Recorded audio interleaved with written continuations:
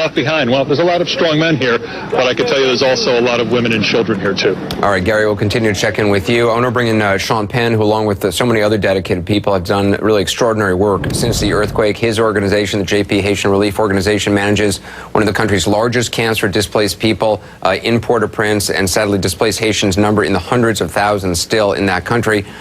Sean, you set up JPHRO in the aftermath of the 2010 earthquake, and you've helped thousands of Haitians put their lives back together. There's still more than 400,000 people living in temporary shelters or tents. You were there again recently. The kind of damage a storm like this could do, you've seen the impact of rain. Explain the danger. Well, of course, the first dangers are in flood and mudslide.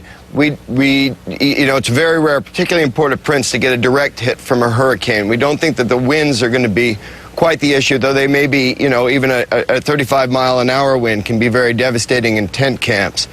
The government and the international organizations have been able to reduce the camp levels from about 1.8 million to down, I think, below 400,000, but that still leaves those 400,000 extremely vulnerable. The other issues are, the potential spread of disease, the access to clean water, which is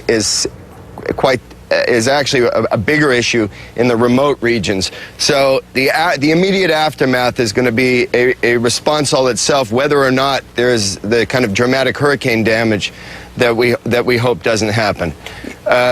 You'll have roads washed out, and this is a country, as you do know very well, that we've been fighting to get. There's so many fronts to get things moving forward on, and I think that the capacity of the government is still, needful of an enormous amount of international support, both public and private. And I know that OCHA has been working in the preparedness, but emergency preparation is something that's never been fully realized in any country that I'm aware of as an integrated aspect of sustainable development or the building of an infrastructure. And in Haiti, being a country of only 9 million people, I think with continued support, we can get there and become a model for it. We've been to your camp over the years now several times. Explain for folks what the structures are that the 400,000 or less than 400,000 people in various camps but are living in. What are the structures like? I mean, some of them are tents, some of them are temporary structures. Yeah, most of the structures within the camps, it would be a combination of 2x4s or 2x2s holding up square tent that are made from tarps. Mostly bottomless, with just the dirt underneath, and drainage is a constant maintenance program to do that. So what's done within a camp like that is that there are days of animations or communications to the residents, starting with the most vulnerable and going by the capacity and location of shelters to get to. Contact numbers. The government, for example, puts out SMS preparations. It's a country that, despite its poverty, has an enormous access to cell phones. Most people have them, certainly in the cities. But the tent structures themselves are very flimsy. With every heavy rain, we have tent reconstruction to do, sometimes in the hundreds. Our camp, which was originally at approximately 60,000, is down to somewhere between 16 and 18,000 people. Still a lot of people in there. But there's been, at once there have been very aggressive moves by the government and some of the partners to get people out of camps. But it's very, it's not a simple process, and it's a costly process. And we're still looking at donors that made pledges that are incomplete. And that's one of the things. I mean, the people have made donations, countries that have made donations have not actually delivered on those donations. But I mean, Sean, you must get this question all the time from folks who say, look, they see the pictures of and here are some 400,000 people still in camps.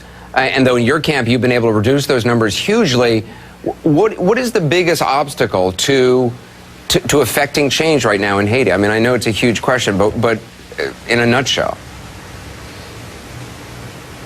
I can give you the two biggest obstacles in Haiti. One is a land tenure issue. The ability for organizations such as ours or the government's own projects are compromised greatly by the challenges in court to the ownership of various pieces of land. The return of people who were renters to properties where the landlords now will not give significant enough assurance that those beneficiaries will be the receivers of newly built structures and so on to create land tenure. The other part of it is the part that would come with the creation of those structures, as well as we would hope with an agricultural sector, which is jobs.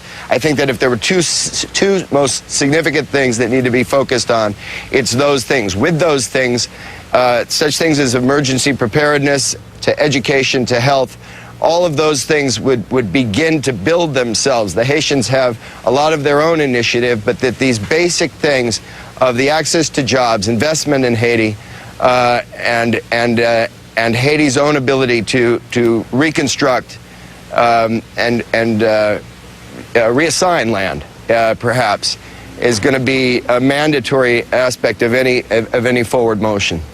Sean Penn, I appreciate you being on again and again.